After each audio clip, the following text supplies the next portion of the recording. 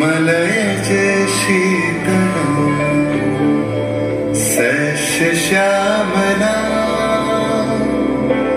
सस्यश्यामला मातरं वन्दे मातरम्।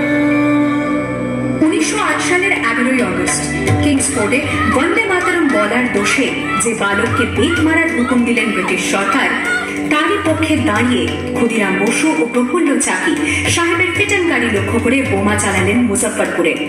সাহেব নিহত হলেন না, তবু নাবালক ক্ষুদিরামকে ফাঁসির হুকুম দেয়া হলো। আমি হাসি হাসি পড়ব ফাঁসি, দেখবে ভারতবাসী। ও মা হাসি হাসি পড়ব ফাঁসি, দেখবে ভারতবাসী। একবার বিদায় দে মা, ঘুরে আসি। 9 সেপ্টেম্বর 1915 ইংরেজদের সঙ্গে সম্মুখ সমরের স্বাধীনতা ছিনিয়ে নিতে অস্ত্র আনার পরিকল্পনা করেন যতীন্দ্রনাথ মুখোপাধ্যায়। বালেশ্বরী সঙ্গীদের নিয়ে জাহাজ থেকে সেই অস্ত্র নামাতে গেলে ইংরেজ বাহিনী তাদের ঘিরে ফেলে। বুড়িপালনের তীরে লড়াই বাঁধে বিরাট ইংরেজ বাহিনী বনাম বাঘা যতীন ও তার 4 সতীর্থদের। এককালে শুধু ভোজালি হাতে যিনি বাঘ মেরেছিলেন, সেই বীর সেদিন লুটিয়ে পড়লেন। জননী কুলো তুলে পক্ষে, শান্তনবাস দেহ তুলে চোখে, কাঁদিছে তব চরণ পদে 30 কোটি নরনারী।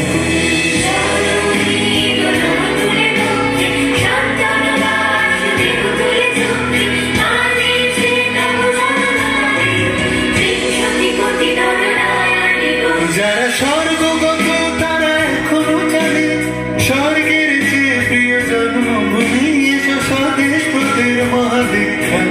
সেই মৃত্যুঞ্জয়ের চরম জয়, যারা জীর্ণ জাতির বুকে জাগালো আশা, মন মলিন মুখে জগালো ভাষা। আজি রক্ত কমলে গাথা, আজি রক্ত কমলে গাথা মানল খায়, বিজয় লক্ষ্মী দেবতাদের গলে।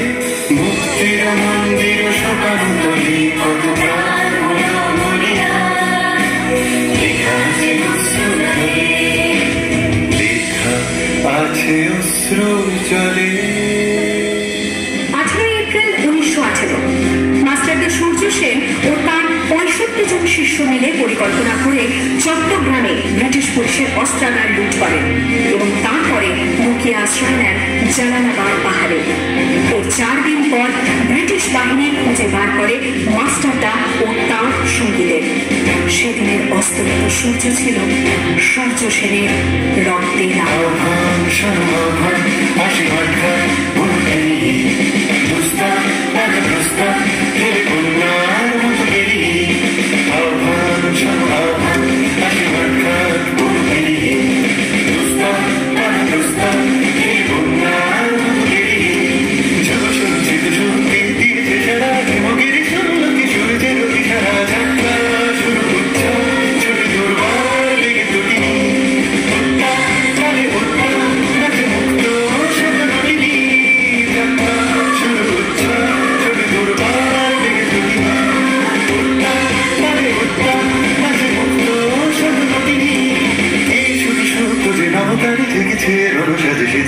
অধিকার অর্জনে এই শুধু সত্য যে নবকারে জেগেছে।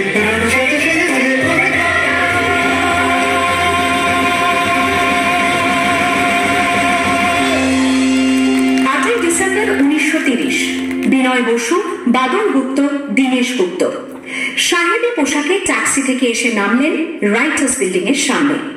সোজা উঠে গেলেন দোতলায়। সামনে সিমসনের ঘর। দ্বাররক্ষীকে ঠেলে ঢুকে গেলেন ভেতরে। বন্দুকের আওয়াজে গর্জে উঠল রাইটার্স। লুটিয়ে পড়লেন সিমসন। এরপর রাইটার্স বিল্ডিং এর অলিন্দ বারবার গর্জে উঠল বিপ্লবীদের গুলির শব্দে।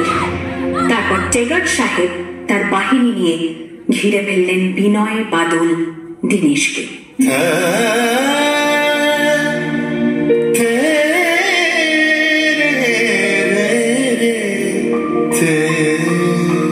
দুর্গম গিরিকান্তার মরুদুস্তর পারাবার লুঙ্গিতে হবে রাত্রি নিশীতে যাত্রীরা হুঁশিয়ার।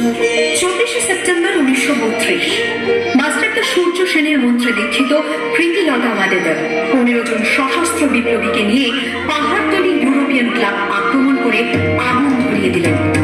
ভারতীয় ইতিহাসের স্বাভিমানী মহারানীদের মতো নিজের আত্মমর্যাদা অক্ষুণ্ণ রাখতে সেদিন প্রীতিলতা ওয়াদেদার পটাশিয়াম সায়ানাইড খেয়েছিলেন ব্রিটিশ পুলিশদের সামনে।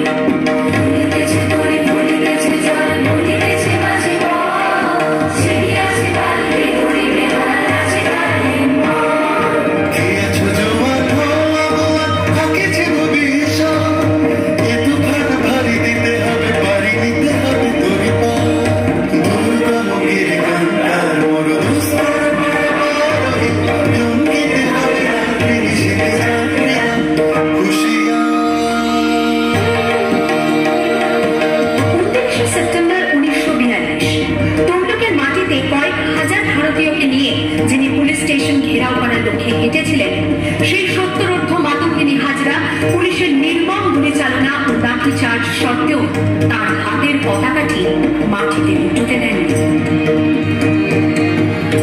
আর ঠিক তার পরের বছর 1943-এর 30শে ডিসেম্বর জাপান সরকারের অধীনে থাকা আন্দামান দ্বীপ সেদিন হস্তান্তর করা হল